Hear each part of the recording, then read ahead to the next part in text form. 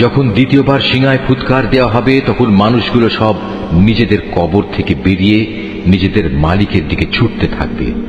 তারা হতভম্ব হয়ে একে অপরকে বলবে, হায় কপাল আমাদের, কে আমাদের ঘুম থেকে এমনি করে জাগিয়ে তুলল? এ সময় ফেরেশতারা বলবে, এ হচ্ছে তাই কিয়ামত। দয়াময় আল্লাহ তাআলা তোমাদের কাছে যার ওয়াদা করেছিলেন, নবী রসুলরাও এ ব্যাপারে সত্য কথা বলেছিলেন। মূলত এই কিয়ামত অনুষ্ঠানটি সিঙার এক মহা গর্জন ছাড়া আর কিছুই নয়। এই গর্জনের পর সাথে সাথে সবাইকে হাসরের ময়দানে আমার সামনে এনে হাজির করা হবে। অতঃপর ঘোষণা হবে, আজ কারো প্রতি বিন্দু মাত্র জুলুম করা হবে না। আজ তোমাদের শুধু সেইটুকুই প্রতিদান দেয়া হবে যা তোমরা দুনিয়ায় করে এসেছ। সেদিন অবশ্যই জান্নাতের অধিবাসীরা মহা আনন্দে বিভোর থাকবে। তারা এবং তাদের সঙ্গী সঙ্গিনীরা আরশের সুশীতল ছায়ায় সুসজ্জিত আসনের উপর হেলান দিয়ে বসে থাকবে। সেখানে তাদের জন্য মজুদ থাকবে নানা প্রকারের ফলমূল, আরো থাকবে তাদের জন্য তাদের কাঙ্ক্ষিত ও বাঞ্ছিত সব কিছু। পরম দয়ালু মালিকের পক্ষ থেকে তাদের স্বাগত জানিয়ে বলা হবে, তোমাদের উপর সালাম বর্ষিত হোক। অপরদিকে পাপীদের বলা হবে, হে অপরাধীরা, তোমরা আজ আমার ইমানদার বান্দাদের কাছ থেকে আলাদা হয়ে যাও। হে বনি আদম, আমি কি তোমাদের এ মর্মে নির্দেশ দেইনি যে তোমরা শয়তানের গোলামি করো না? কেননা সে হচ্ছে তোমাদের প্রকাশ্য দুশমন। আমি কি তোমাদের এ কথা বলিনি তোমরা শুধু আমারই ইবাদত করো? কেননা এটি হচ্ছে সহজ সরল পথ। আর শয়তান, সে তো তোমাদের আগেও অনেক লোককে এভাবে পথভ্রষ্ট করে দিয়েছিল। তা দেখেও কি তোমরা বুঝতে পারলে না? হ্যাঁ, এ হচ্ছে সেই জাহান্নাম যার ওয়াদা তোমাদের সাথে বারবার করা হয়েছিল। আজ সবাই মিলে তাতে গিয়ে প্রবেশ করো, যাকে দুনিয়ার জীবনে তোমরা অস্বীকার করছিলে। আজ আমি তাদের মুখের উপর ছিপি এঁটে দেব।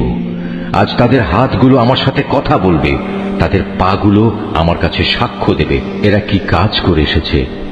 অথচ আমি যদি চাইতাম, দুনিয়ায় আমি এদের চোখ থেকে দৃষ্টিশক্তি বিলোপী করে দিতাম। তেমনটি করলে তুমি বলো এরা কিভাবে তখন চলার পথ দেখে নিত? তাছাড়া যদি আমি চাইতাম তাহলে কুফরির জন্য তাদের নিজ নিজ জায়গায় তাদের আকৃতি বিনষ্ট করে দিতে পারতাম। সে অবস্থায় এরা সামনের দিকেও যেতে পারত না, আবার পেছনেও ফিরে আসতে পারত না। যাকেই আমি দীর্ঘ জীবন দান করি তাকেই আমি সৃষ্টিগত দিক থেকে তার প্রাথমিক অবস্থায় ফিরিয়ে নিয়ে যাই। এটা দেখেও কি তারা বুঝতে পারে না কে তাদের দেহে এ পরিবর্তনগুলো ঘটাচ্ছে? তোমরা এও জেনে রেখো, আমি এ রসুলকে কাব্য রচনা শেখাইনি এবং এটা তার নবী মর্যাদার পক্ষে শোভনীয় নয়। আর তার আনিত গ্রন্থ তা তো হচ্ছে একটি উপদেশ ও সুস্পষ্ট কোরআন, যাতে করে সে তা দ্বারা যে অন্তর্জীবিত তাকে জাহান্নামের ব্যাপারে সতর্ক করে দিতে পারে এবং যা দ্বারা কাফেরদের উপর শাস্তির ঘোষণা সাব্যস্ত হয়ে যায়।